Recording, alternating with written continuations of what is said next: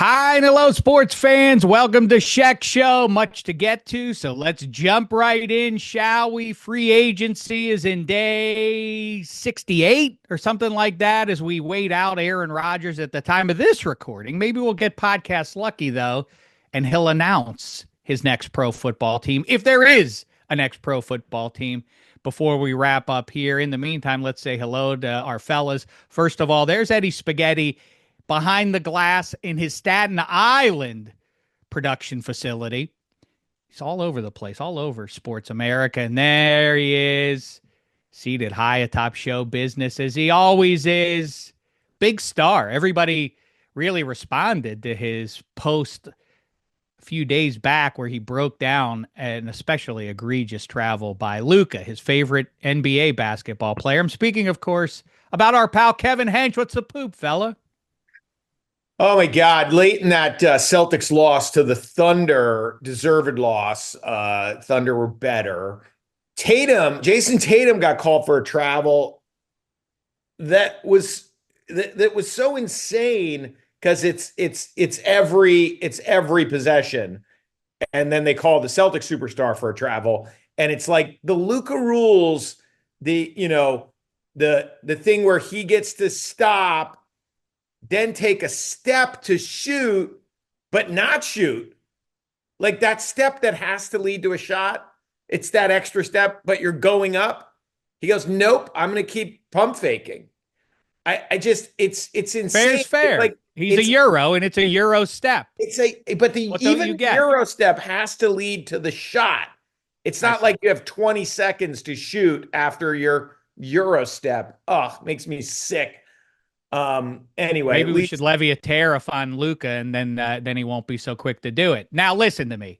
I want to talk. We have much to talk about here, and like I say, Aaron Rodgers. People online are already taking issue with me and other people referring to it as Rodgers holding these teams hostage. I mean, all right, maybe a little histrionic, but that is essentially what it is, right? Free agency's underway, and there are only so many starting slots available, 32 to be exact, and a couple of teams kind of sort of are holding that starting spot for him as he's out on the beach. First question is, first statement from me is, and I'll happily be proven wrong, but I think it's going to be Pittsburgh. I don't think that the Steelers specifically, different than the Giants and how they comport themselves and what other options may be available out there. I suspect that we are going to hear ultimately, whether it's in the next 5 minutes, 5 hours, or 5 days, that Rodgers is going to be coming to Pittsburgh. I'm just against it, and here's why. And I've been getting a lot of this kind of stuff about he said, you're against him for his political views. Like, if that were true, then you couldn't be a Pittsburgh Steelers fan and be a conservative and root for the Rooney family's Pittsburgh Steelers. I mean, that doesn't make sense. Likewise, why would people who aren't conservative root for Mason Rudolph to be the starting quarterback? It doesn't hold. My point is, just to get this out of the way, because I think we are getting very distracted with this, and no offense to you, Eddie Spaghetti, I think you've used the word like you don't like his political views. I can honestly say I don't really know what his political views are, other than they track with RFK Jr., who was running for president as, I'm not sure what I think, a Democrat, and then he went over because of the vaccine related stuff. So to the extent that he is anti-vax and all of that, that's all I know about what his views are. I don't know. I know him to be like sort of a troll. He's like an aggro guy who wants to point fingers, and he's sort of vindictive, but I don't know what his political views are. What I do know is, as a football player, he tried to wreck the Green Bay Packers on his way out the door. That failed. He went to the Jets and got everybody there fired. So, I mean, No, that's not fair. I mean, it kind of Well, is. No, No, it's not. Come on, their defense was brutal, and it's like, and then also, I just think that I'm not even a I fan of wish he Aaron could. I Rodgers, wish he could go to both of your but teams. I'm I wish just, he could play for both your teams. Like you could well, fucking both be miserable. The I guy is the fucking Ebola virus. I don't Like agree the with any fact of that it. teams are like being held hostage by Ebola. Aaron Rodgers is not a top 20 quarterback in the NFL. So whatever I don't know about that. Whatever team lands him will be in this, not just you're not tanking and you're not contending. You're in that fucking miserable gray That's area right. where you're gonna go 8 and 9.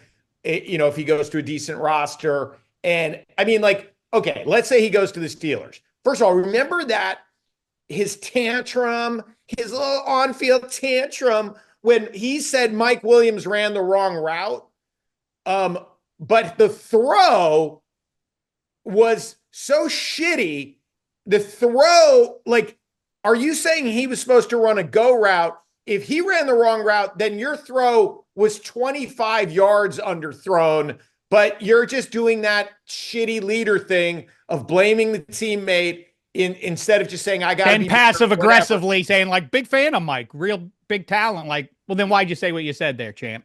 Yeah. So he's obviously not just a piece of shit, but like, an egomaniac narcissist whose skills are eroding, but the narcissism never erodes. That's the thing about narcissism. It doesn't matter how old you get. You still remember your 2009 self. That's what by the way, this is like hot chicks in their mid 40s still think they're hot. Like, it's like, no, that never goes away. Whatever your mind was set at, like your peak of your talents. So Aaron Rodgers thinks he's one of the top 3 quarterbacks of all time. And now he's average at best. So if he doesn't like imprecise route running, welcome to the DK Metcalf era. This is going to be a fucking delight. Imagine a guy who runs whatever route he wants and just thinks his physicality should carry the day. So do you think, but on that point, in football terms, do you think that Aaron Rodgers, I kind of get the sense that he looks at the pieces. If you're Aaron Rodgers, assess those two options. DK Metcalf and George Pickens are both freakish athletes, but they're imprecise. So I could see that being a headache. Whereas I think Malik Neighbors is a stud, and Aaron Rodgers would love the idea of working with a cat like that.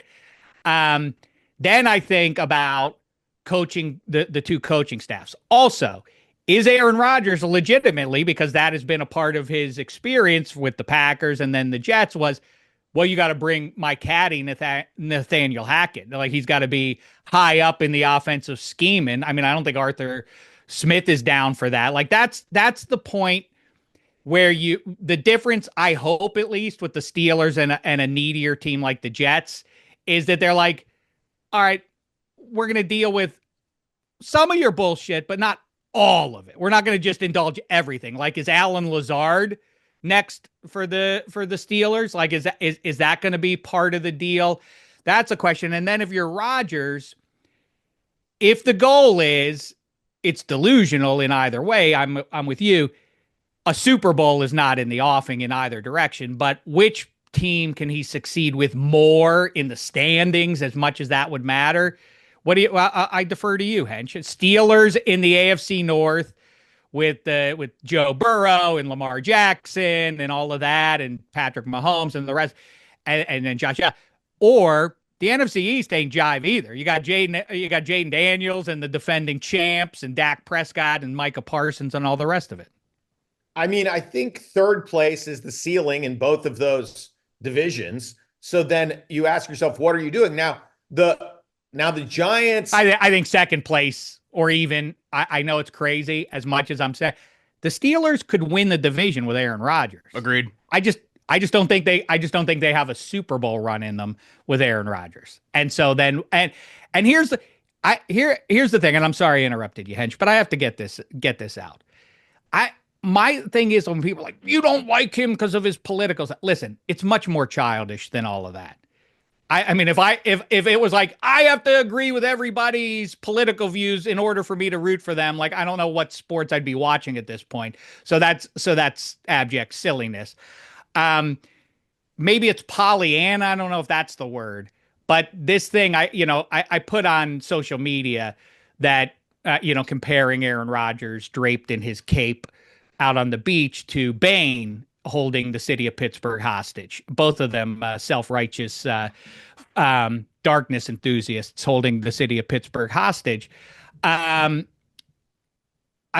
the thing like Bane, born in the darkness, other people have just adopted it. I was born into the Steelers. I don't know when you jumped in, but I am sure you don't care more about them than I do. And maybe it makes me Pollyanna. It's funny. I've talked to Sal about this, to Hench about this. At some point we've had this conversation in the last quarter century. Like, oh, you're actually still a diehard. Like it's not like a thing you're doing. It's not because you're wagering on them or anything. You just actually, like a cheese ball level, really care about the Pittsburgh Steelers and Pittsburgh sports? And the answer is yes. And I've covered the reasons why and what it means to family and friends and the ties and all of that crap. This sports town where they all wear black and gold, and Lemieux only wore those colors, and Terry Bradshaw only wore those colors, and Jack Lambert, and I Clemente, and Pop Starjo, and all the rest of them. You want to get a 41-year-old mercenary? That ain't Steelers stuff. Other teams can do that. I know Eddie Spaghetti's like, you don't understand the age of free agency. You're an old, and that ship is sailed. Like, as much as I can preserve that reality, I am going to try to, because we are all deluded when we watch sports and all the rest of it for all the reasons we've covered. I don't want that shitbag playing out his career string for 1 year because he has a chip on his shoulder and he feels like he has to individually prove something to his doubters. I want nothing to do with that as a Pittsburgh Steelers. This is the most insane conversation I've ever heard in my life. Okay, I know you think it is. We just talked about how Eli Manning should be in the Hall of Fame because the goal of football, of the National Football League, is to win the Vince Lombardi Trophy. And Aaron Rodgers clearly right now, especially in the case of the Steelers, who don't pick in the front of the first round, he's the best case scenario to win football games. Like you just said, they have a chance of winning the AFC North. I totally agree. I think, say what you want about the attitude of Pickens, the attitude of DK Metcalf, but I think those are two humongous receivers who are physically gifted. And then plus you make great moves, bringing in Darius Slay. The Steelers do a pretty good job in the draft. Like with how bad the Bengals have been treating this offseason, they don't sign anyone. Their defense is garbage. The Browns are clearly not going anywhere. I mean, it's them and the Ravens. The Ravens haven't really made any splashes yet. Like I think Rodgers last year, clearly not the same player, but I don't think that he was at fault for most of the Jets' issues. I think we saw how hated Woody Johnson is from those NFLPA surveys and how insane having his kids tell him stuff based on that. And we all read that story. And then just how Breece Hall didn't really have the season we thought. The defense was god awful. I just think going to a place over here where there's structure, where there's a good defense, and I think that you could plug him in. He had a far better season than Russell Wilson last year. People were talking about Matthew Stafford this offseason. He had some fantastic 2024 season. Their numbers are very similar. So I just feel like Aaron Rodgers could step right in there. Then listen, you call him up and invite him to stay at your place. Well, my point is that if you want to win, if you care about the Steelers as much, you're saying you're a diehard. The whole point is to win football games, and he is the only chance of winning those football games. I've told you why. I am not so desperate. I am not a Minnesota Vikings fan willing to trade dignity for someone who used to beat me up for a decade or two. If that's where you're at, Vikings fans, then welcome Aaron Rodgers like you did Brett Favre. The Steelers fans are spoiled. We have won 6. I don't have to compromise. I can't believe that the Rooney family and the Brain Trust is going to compromise or seems to be ready to compromise here. Anyway, Hench. I just want to. The losing season does more harm than good for the Steelers. You would not be happy over Tomlin's first losing season because you chose not to get a quarterback who's a free agent. I don't think they will have a losing season. I think that's my point. I think they'll win 9 games with Mason Rudolph if he's their starter. Come on, no, there's no way. Mason Rudolph. Yeah, that's what I think.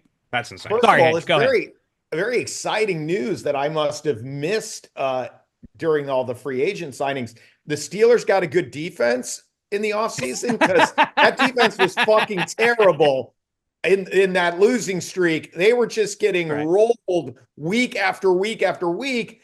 TJ Watt was putting up zeros as if he weren't on the field. So now TJ Watt's going to be better next year than he was last year. Like the Steelers are not there. I mean, look, yes, you can always have upsets, but basically they're going to be underdogs against the Ravens and Bengals. Maybe they'll split with Kenny Pickett. But if Myles Garrett, I mean, look, Aaron Rodgers did not look good getting off the turf last year when he was sacked, right? I mean, like I think his defenders would tell you that he was better in the second half of the season than he was in the first, and the numbers bear that out. And guys are better in the fourth quarter when they're down 28. It's like, so the season was over. You're basically in football garbage time for the last half of the season. I just think Myles Garrett's going to hit that guy and he's going to crumple. Like, he's not up to it. It's not like that is not a quarterback in a conference with Josh Allen, Patrick Mahomes, Joe Burrow, and Lamar Jackson that you can pretend you're a contender if Aaron Rodgers is your quarterback. So then once you acknowledge we're not a contender, then you say, oh, but we'd love to go 10-7 again and lose in the first round. And you're like, are you just going to do that in perpetuity? Like, as opposed to, that's right. For Spaghetti, getting one of those quarterbacks and starting, obviously hoping for Jaden Daniels, but at least starting the process of finding out if you've got a QB. Because this thing of like, well, we'll bring in Rodgers and then someone can learn under him. That is not a guy I would want giving tutorials. I find it very hard to imagine that. I mean, like the Vikings thing to me, unless they're giving him, I don't know what level of guarantee you would give to Rodgers. Like if you come up to one of the two Twin Cities, you get to be the starter for at least 9 games before we turn to the kid. It seems like everything's aligned for it to be JJ McCarthy. So I suspect that that's jive. The Giants, if he likes from a lifestyle standpoint, as Rodgers has said, he's like, oh, best years of my life as a human being, the last couple of years up here, then why would he change that? And also the narrative of like, I want to stick it to somebody, and I feel like the Jets didn't understand how good I was and how valuable I still am, then like, well, stay in the building and do it there. Don't come to Pittsburgh. It's also this.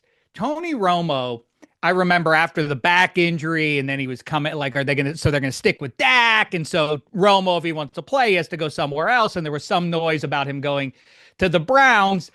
And I think he sort of did the math of, I could get them to 9 wins and I'd be a hero, but so what? Like, I'm not making a Super Bowl run with them. And that standard would make him a hero in Northeast Ohio for a little while if he did, get them to 9 or 10 wins or something like that. That's just not the standard in Pittsburgh. The idea that you would bring Rodgers in to win you 10 games as a mercenary on his way out of the NFL, I just think this uninspired. It feels uninspired at best, and at worst, look at the last 2 places he's been, disparaging everybody in the Packers organization, then going to the Jets. Joe Douglas is fired. Sal is fired. Everybody's out of the building. Big overhaul. I mean, like read the tea leaves, Steelers. How much self-confidence do you have that, like, we know how to handle this? But we have Coach T, and he knows how to handle big personality. Sheesh. But I feel like we're like the Packers didn't really skip a beat. Like they're in the playoffs. They have Jordan Love, the quarterback of the future. They've been fine. The Jets, comparing the Jets organization to the Steelers is just like night and day. The Jets have never been stable. That's what we are now. But the Jets have never been stable. The Steelers are like the most stable franchise around. And I also think this is a bad year to be the Steelers and trying to find a quarterback. Like, this is a draft that, and if we were around the clock like 15 years, I don't think any of these quarterbacks would go in the first round. I think this is a case of just like, you have to take a guy who's maybe Cam Ward go in the first round. I think we're going to end up having 3 in this draft, but who knows? Like, Shedeur sliding, Jackson Dart may surprise people. I think it's a bad year to find a quarterback, especially in the free agency market where you have guys like, the fact that you're bringing up Mason Rudolph's name is just absurd because he's not an NFL caliber starting quarterback. So I just feel like there's no way you can convince me that the Steelers bottoming out when they're clearly going for it, because you traded and signed DK Metcalf, you brought in Darius Slay, you're going for it because they know the AFC North, like we just said, they have a chance of finishing second, getting a wild card at the very least. Let me stop you because I don't think my last point. I I can't be convinced that bottoming out 5 or 6 wins is a better look than winning 10 or 11 games and getting in the playoffs. I disagree with the notion that Mason Rudolph as starter equals 5 or 6 wins. There's no evidence that would happen to a Mike Tomlin team. Duck Hodges, as a reminder, and Mason Rudolph almost went to the playoffs. So why they would bottom out now is unclear. Hold on. Okay. And also the drafting. Hold on. This conversation is, to me, is semi-insane. What evidence is there that a guy who averaged 2.5 wins per season at ages 39 and 40 is going to win 10 games at age 41? It's insane. Because they do. Because they always do. This is not because the Steelers always get to that. That's where I agree with you. But I feel more confident with my life being saved by Rodgers with the Steelers versus Mason Rudolph with the Steelers. But the Steelers aren't trying to save their lives. They're just trying to kick it to 2026 and get all these veteran deals at 1 year, Darius Slay, Aaron Rodgers, and then be able to untether from them. In the meantime, they're accumulating all these compensatory picks, which presumably they're going to add all up to try and move way up in 2026 to start fresh, a whole new era. The only problem with that is you've kissed the Cam Hayward career goodbye, and TJ Watt is even is 1 year older by then, and which is fine, and that's the way football as life goes. Obviously, people get older and move along, and you got to keep the train moving. But it's a shame that they bungled it so badly that now their only thing that they can do to say we're going for it, to people like you, Eddie Spaghetti, rightly, I think you're right, to say, like, got Aaron Rodgers, a future Hall of Famer. Get excited, Steelers fans. I think to me, it's very Madden video game kind of thinking. I've seen, I saw Louis Riddick and Dan Orlovsky advocating, well, of course the Steelers should be getting him, as though they're not actual human beings. The little computer guys don't have emotions and feelings and don't lash out and point fingers and everything else, whereas the real Aaron Rodgers does do that. And the idea that Mike Tomlin manages these personalities like a song, and that's why you do it, it's why I say I feel like he has maybe gotten a little high on his own supply. And what I mean by that is, George Pickens had a lot of red flags on him, but everybody said, well, including the Steelers, let's take George Pickens because I'm Coach T and I know how to deal with personalities like this. And everybody sings songs about my ability to do that. Look what I did with Big Ben, Le'Veon Bell, and Antonio Brown.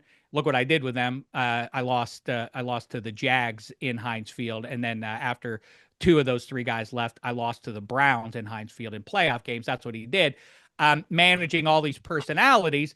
And so George Pickens, it's an achievement, legit, that he can get George Pickens, the head case, to occasionally give effort out there. But how much of his time is he expending doing that with 14, dealing with this head case, then building up the defense so that they stay in their lanes and make tackles they're supposed to in late December and January? I mean, it's diminishing returns when he's constantly dealing with these people no one else would try to deal with. He's getting distracted with that, and now he's going to do it again. Imagine that. Like Hench just said, Aaron Rodgers, DK Metcalf, and George Pickens. He's going to try to make sense of that trio. Sheesh. But Tomlin can't possibly want Aaron Rodgers. First of all, I think he does. I think Tomlin is arrogant to a fault. Like, I do think Tomlin thinks he can win 10 games with Mason Rudolph. So why bring in the coach killer, franchise killer, if you think you can win 10 games with anybody? I think this is waving the white flag legitimately to some extent. I think this is a happy, not to me, but it is a happy middle to find there. Aaron Rodgers is obviously as big a name brand as there is as a pro football QB in the 21st century. It says to Cam Hayward and to TJ Watt and to the fan base, like, look, we got Mr. Hall of Famer coming in here to handle things. There's a weird desperation, a weird flailing to this for Tomlin, that he tried to, like, I know I've said this a million times, but I can game the NFL. I don't need one of those quarterbacks. Roethlisberger leaves, and he's like, watch what I do now, NFL. Watch the voodoo I work. And it does work. It does. He wins 9-10 games like clockwork and goes to the playoffs more often than not. The problem is there's a ceiling on doing it that way. And so he kind of has his come to Jesus. Okay, now we need to elevate. Russell Wilson's a vet. That's what we were missing. Well, that's not what you were missing at all, as it turns out. The problem is, to Spaghetti's point, this ain't the year to try and fix it in the draft. So what I think they're doing is, as I say, they're getting all these picks together, and they're going to take a big swing next spring. And I don't think it matters that much to them to make a big splash in Pittsburgh at the NFL draft in 2026. But for what it matters, it'll be even splashier if the first overall pick is the Pittsburgh Steelers on the banks of the Three Rivers. That'll be even a little splashier. But yeah, I think the bottom line is, Mason Rudolph, without losing your dignity, to bring in this mercenary. I get it, Spaghetti. You think it's weird. I know a lot of people think it's weird and think I'm Pollyanna. I'm saying I care more about the Steelers. I care about the Steelers like an 11-year-old does. It means more to me, and the brand means something to me spiritually. And you can think that's dumb and silly and whatever, but that's where I come down. I think it wears out eventually. I think if you have, like, speaking as a Giants fan, where I'm in a different ball game, although the organizations started off very similarly. They're very old. They're just these old family-owned, teams from hundreds of years, whatever it is, 100 years ago. And then now it's like I've had losing seasons pretty much, besides the 2022 playoff win from like 2016 on, like the yacht picture with all of them down in Miami to now. And people want to storm the field with pitchforks and torches and yell at John Mara, and they're flying banners across there. People going crazy when you don't win, because winning cures everything. And I just think, like, yeah, like, oh, the Steelers brand's cool because we're only just keeping everything in house, and we're just drafting our guys, and we're homegrown. We're not going to sign big name free agents. It just doesn't work in 2025, and eventually people want to win ball games. I'm sure there's plenty of Steelers fans who are like, would you rather get into the playoffs and have a chance of winning a Super Bowl, or do you want to just win 7 games around that mark with a career backup quarterback? I feel like a lot of them are going to say, I want to win. And plus, like, we're talking about him, and I'm not going to change your minds about, like, hating him. It's fine. I don't care. But enough people that watch film and know NFL quarterbacks clearly think that Rodgers has something left in the tank, or there wouldn't be the Titans, the Vikings, the Giants, the Steelers going after him. Those are playoff I disagree with Spaghetti, with Hench. I don't think he's outside the top 20. I don't think he's top 5 anymore. And the in between of where he thinks he is and what he is the problem. The whether he's a top 12 or top 15 quarterback, in his brain, he's the best in the world, and he's still trying to make throws like he is, and he's not capable of making those throws anymore. And that's where he gets himself into trouble. Statistically, he wasn't in the top 20, and psychologically, he wasn't in the top 50.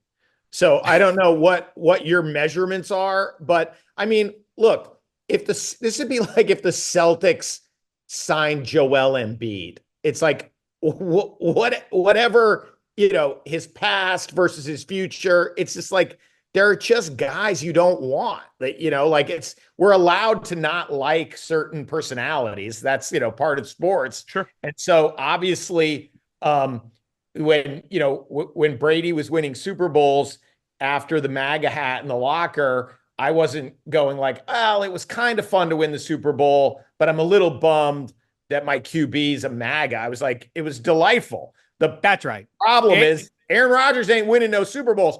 Guess what? He didn't win Super Bowls when he was fucking great. I don't know if anybody remembers that, but he has, but for Rashad Mendenhall's fumble, he has 0. He has as many Super Bowls as Mason Rudolph if Mendenhall doesn't fumble in that game. Like politics. I'm a QB wins guy. It's what's his name in the Seinfeld episode? Oh, you're offended as wait, what was it? I'm offended as a Jew? No, I'm offended as a comedian. That's where I'm coming down. Offended by his crazy statements in football terms. No, I'm offended by his inability to win big time playoff games for a team that hasn't been to a Super Bowl in 15 years. Yeah, well, it's I mean, it's going to be delightful.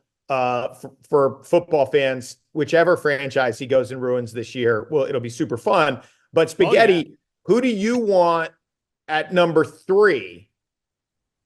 I mean, it all depends on the quarterback. It's a vastly different scenario. I'm saying I think it's smart for the Steelers to get Rodgers to win games. The Giants need they need stability and they need somebody to help the quarterback along. I don't think getting Aaron Rodgers means the Giants are going to be saving the playoffs. I think it's just a case of they're signing a guy purely because the fans don't want to go to games and the fans they actively hate the owner, and the Giants and the Mara family are now petrified of that, especially the. You know what I think, Spaghetti? Actually, prediction. I bet some percentage, and it was whenever Kaepernick thing happened, some percentage of like that 10% of like, I'm so offended, I'm never watching football again. Fans, I think the other side of the spectrum, some percentage would be like, I'm out on these Steelers. I wonder how long that'll stand. Like Browns fans a few years ago with Deshaun Watson. Some people will announce, they already are pre-announcing, count me out if they do this. This is where I get lost, because comparing Aaron Rodgers to Deshaun Watson to me is like, it's beyond insane to do that. People are allowed to think what they want to think, man.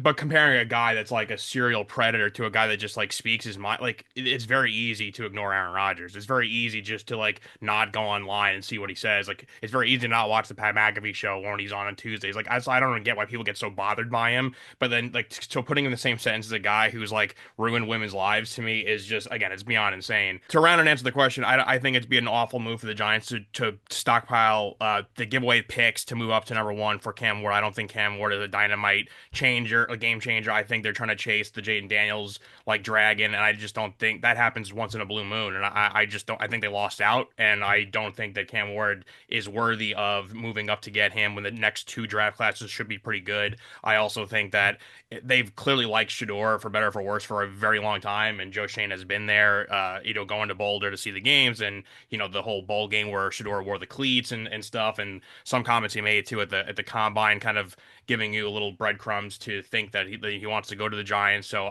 I mean, if the guy wants to play the organization with how bad they've been, I'm okay with that. That being said, the best player in the draft is probably Abdul Carter. If Abdul Carter is there at pick 3, it'd be great. And I'm also fine with Travis Hunter, who, pairing him with Malik Neighbors, at receiver would be pretty fun. I think there's a lot of good options, but the really bad option would be to move picks and get Cam Ward. I know, like, Shek, you're a fan of doing that. But I love it, man. I wish the Steelers would take that swing. Yeah, but I just feel like you don't want to go trade up for picks for like the B level guy when you may have a few A level guys the next 2 years. Well, I think obviously that's what they're aligning to. The Steelers are aligning to do. Yeah, you're right. I mean, I think the Giants, if Cam Ward does happen to fall in their lap, they'd be loony to not take that swing, as we talk about all the time. Like, missing on a first round pick is not a death sentence to the next decade of your franchise, as any number of teams have proven. And taking a swing on a big free agent doesn't have to kill your team. It narrows how many misses you have behind that. That's the problem. But Spaghetti, the calculus for the Giants is interesting because, you do the thing where you're like, we don't want to spend the 3rd pick on Shedeur. So we think we can get picks. We can trade down, get picks, and still get Shedeur later in the draft. And then it's that thing of like, I hope none of these other teams that we've traded below take our quarterback. Exactly. And it's a very weird calculus. And I always think, if you think he's the guy, you should take him. You shouldn't get cute and then not get him if you think he's the guy. I mean, totally. It's unclear that he is. It's the Greg Rosenthal principle. Keep taking swings every year. Take swings. Keep loading up. That was the Belichick approach, really. I mean, they just kept Garoppolo and Brissett, and they just kept bringing in options, and until you land on one. But I kind of agree what you said, Shek, about your franchise is not ruined if you take a guy in the first round, you miss on him. The problem is the Giants have done that pretty consistently, and like, you remember the guys they take because they are just so bad. I mean, I could spend an hour on this entire podcast listing guys. They like Evan Neal, swing and a miss. Like Kadarius Toney, we see what they skipped on guys like Parsons. So in this draft, if you go and do something like take Shedeur at 3 and you pass over Abdul Carter or Travis Hunter, whoever goes 2, and then you see how dominant they become, you're going to kick yourself. Or if you trade down and you pass on both those guys and they're both Pro Bowlers, and you take Shedeur, who is as middle of the road or even less than that. Like the Giants is just their front office, this regime currently is pretty awful, and there's really no faith in them making the right pick. So it's everyone's walking on eggshells right now, and it's just a really bad year for trusting in quarterbacks. If you were ever, though, going to tank, if you were ever a team that was going to tank, the Giants should tank in 2025 so that they can get Eli's nephew for 2026, right? Well, I don't think Arch is coming out Eli next year. gets inducted in the spring, and then, or no, wait. Yeah, Arch gets drafted in the spring, then Eli gets inducted, then Arch takes over. Eli won't go in next year because Drew Brees is going in, and then plus Philip Rivers is in that, so that's gonna be another debate. And I think Arch is staying for another season beyond. I've heard that may be the case. Yeah, I also, the Giants have been trying to tank for the last few seasons, and they haven't done it properly. Like they just keep hurting themselves. So it's like they're gonna have to, one of these drafts they will pony up. Well, Dable's too good. That's the problem. He can turn. He raises the floor on any QB. That's what Dable did a does. Pretty great job of losing games last year. They were great at it. But then they go and win the game they're not supposed to. I mean, the Tommy DeVito year 2 years ago, they won. They lost Jaden Daniels, and then last year they had the number 1 pick with 2 weeks left, and they go and win a meaningless game, and then you drop to 3. Listen, nobody told Joe Milton the fucking plan in week 18. Joe Milton goes out there and he's playing for everything, and now the Patriots have to pray that Carter or Hunter reaches 4, which I just don't see happening. By the way, Tomlin, if you're listening, I'll take Joe Milton too. That would also be better to me than Aaron Rodgers. That was swinging. the deal. Aaron Rodgers is not a swing. It's nothing. It's a nothing to bring him in. By the way, last thing on this, and then we move on, unless Eddie Spaghetti gives us breaking news that some big name has moved football towns.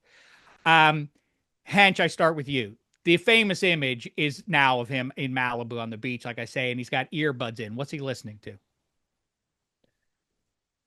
to? Himself on McAfee.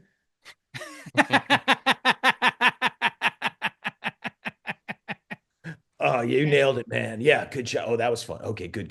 Great point. They really don't get you, Self. Nobody gets you like I get you, Self. Spaghetti, how say you? Do you know what his music is? Is he like a Jack Johnson kind of guy? I have no idea what the music is. It was for sure not even. I texted a joke saying it was Lady Gaga's new album, but it's not that. It's definitely like either some like meditation app or like a self-help podcast. That's 100% what it is. I'm vacating my answer and just going with Hench's. I know when to quit while I'm behind. All right. A couple more things, and a couple other sports here, actually.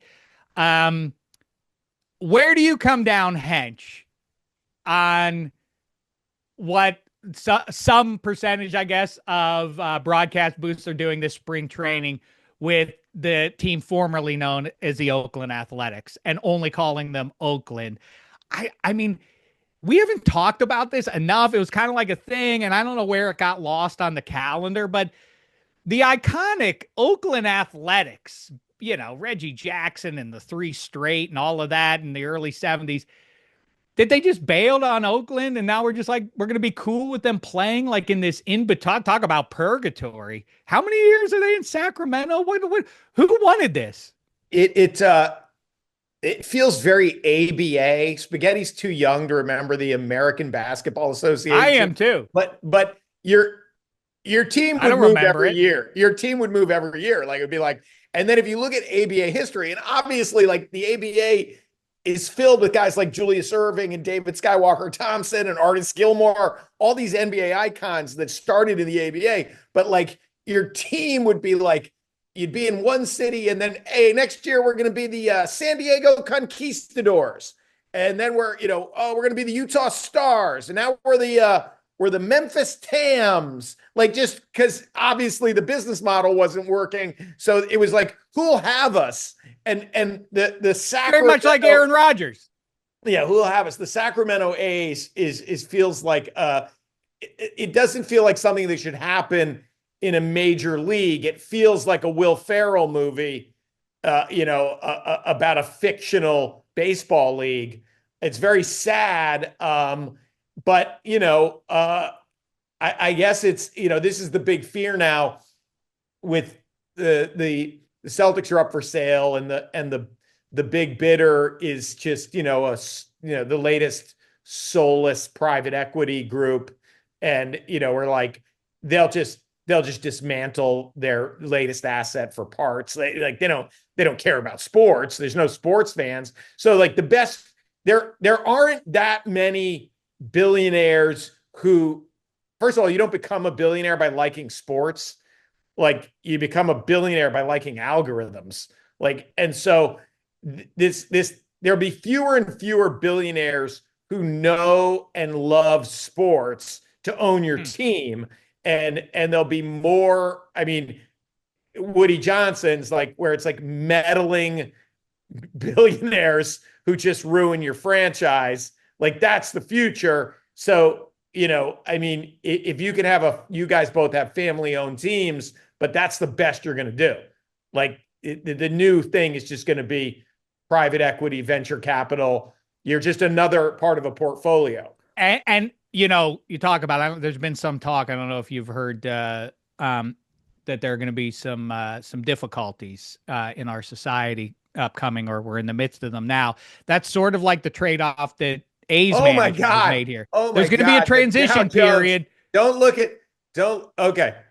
Now, but the transition period, talking all of that, like, this is a pretty sizable transition period for the Athletics for it to be worth it. And you know what I think? The calculation, soulless as it is, it's going to end up working out, because more than football, like an NFL team, so you have 8-9 games a year if you're the Raiders in Vegas. And I guess the Golden Knights, my chums in Chicago were in Vegas a couple weeks ago, and, they were like, oh, the Knights are in town, let's go check out a game. And that's the sort of thing. Baseball's the ultimate for that, right? Like, I mean, Vegas is dead, relatively speaking, in summertime. They should address that to some degree. It's going to work out gangbusters for the city of Las Vegas. And so it'll boon, and it's just so soulless. I feel bad about it, and I hate to support it. Can I give and then they'll get their Mavericks in a few years too, after destroying that franchise. That's right, they will. Can I give a hot take? I'm actually glad you brought this up, because I was just thinking about this because of the stuff in Tampa. I personally think, at least, I know it does stink for the Bay Area to lose the Athletics, an iconic uniform franchise that's been there for whatever. But at least there's a plan. The plan was, or is, to move to Las Vegas and play there, and that's at least there's a destination. What's going on in Tampa, to me, with the owner holding the team hostage, and it just came out that they are not moving forward with the St. Petersburg plans. They're going to just try to rebuild the Trop, which everyone, after it got destroyed in the hurricane, people were like, in a way, they're like, thank God, we have to move on from this awful stadium. They're not going to do that. The MLB and owners that own MLB teams are trying to force out the owner of the Rays, and like, they try to buy the Yankees spring training facility and like Steinbrenner Field, which they're going to have to play at this upcoming season. How weird is that, or demoralizing for your team, to play in one of your rivals' spring training stadiums, and you wanted to buy the facilities? The Yankees said no way, and then now it comes out today that they're no longer going to move forward to their new plans for a new stadium in St. Petersburg, and we're just going to try to fix and rebuild the old crappy stadium we had. Meanwhile, 29 whatever other MLB owners want to get rid of you while you're just holding the team hostage. I think that is such a bad scenario for Tampa, and I almost worse than Oakland. It's a hockey town, not a baseball town.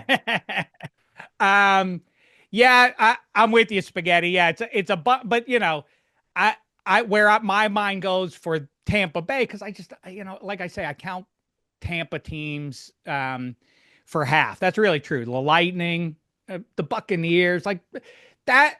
What I don't want, Spaghetti, just to go way back a half hour.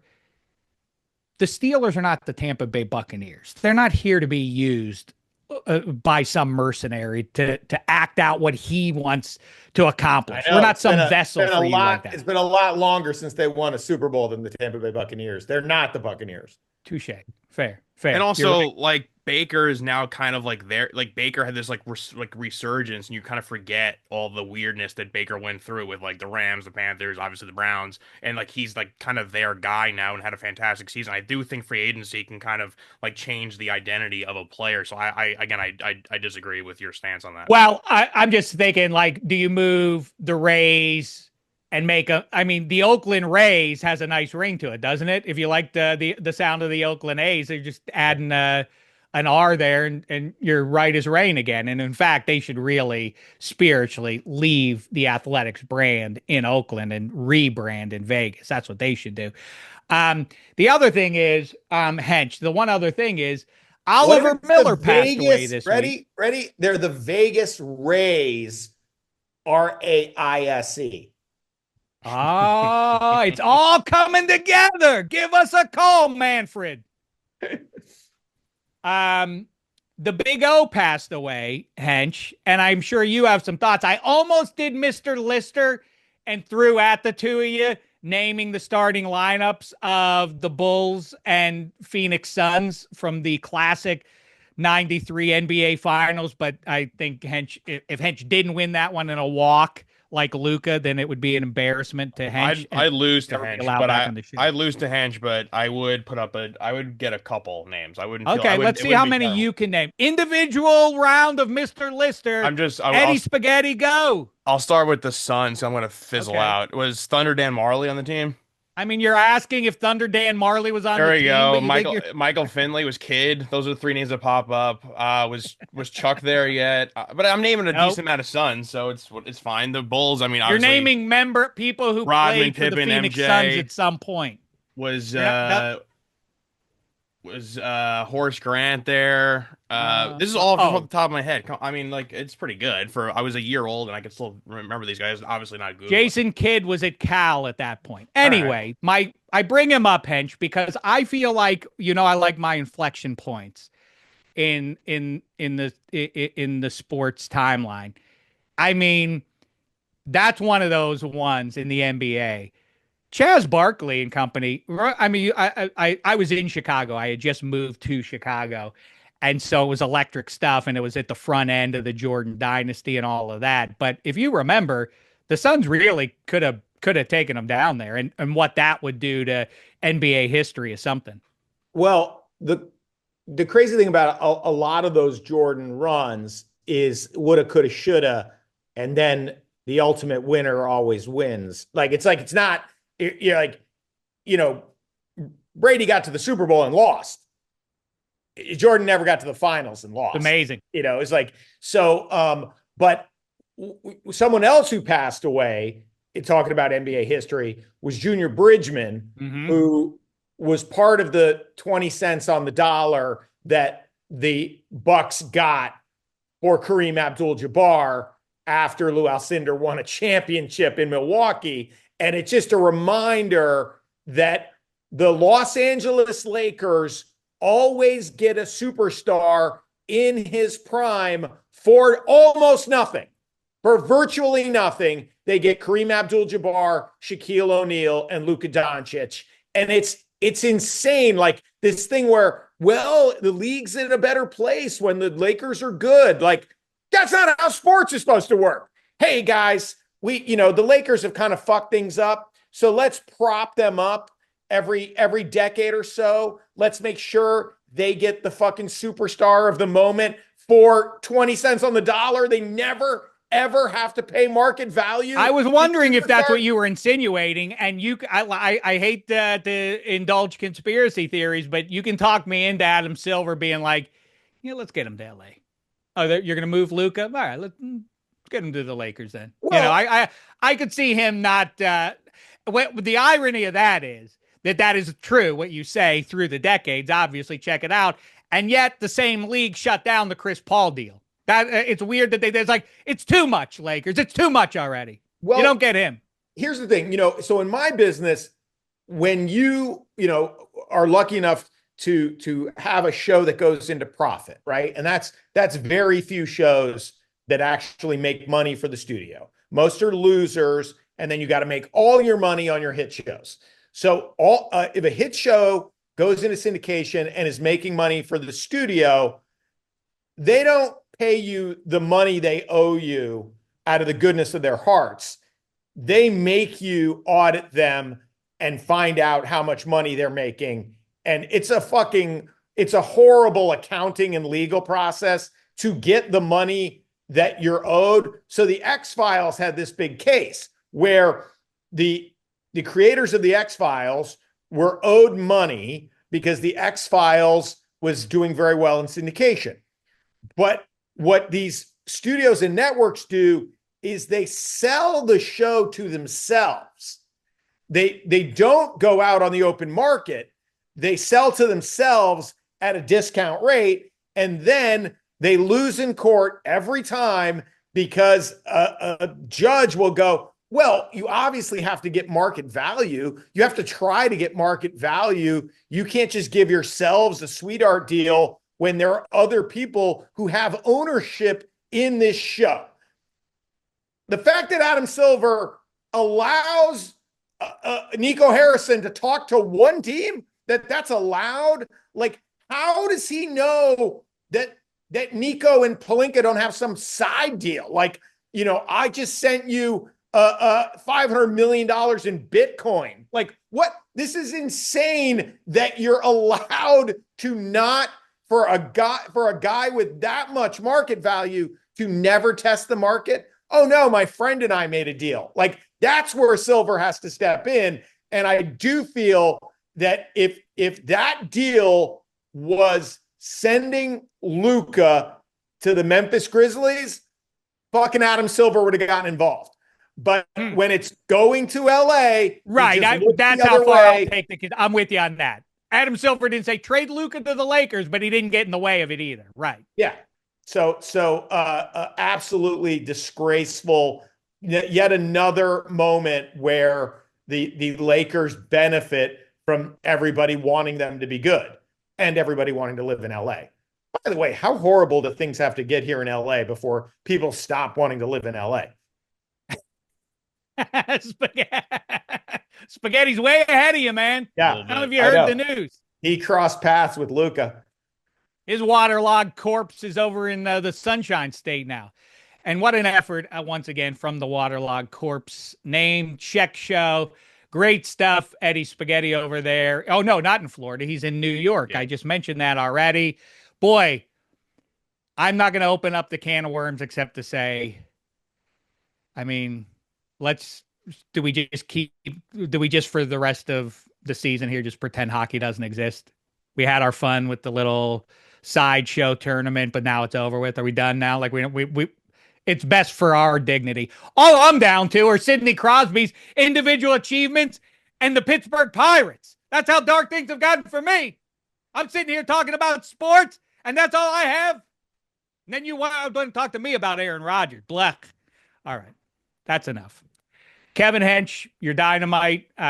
Make sure we'll talk to you on the other side of the weekend. I don't know. We'll track Hench down for you at some point next week. We appreciate all the great notes. Big fans of Kevin Hench all over the World Wide Web. Be one of them. Spread the good word. Subscribe on YouTube and wherever you find your podcasts. That's where you'll find Shek Show. Great stuff from Hench and Eddie Spaghetti. Thanks to both for making the time. And thank you, sports fan. It's been a thin slice of heaven.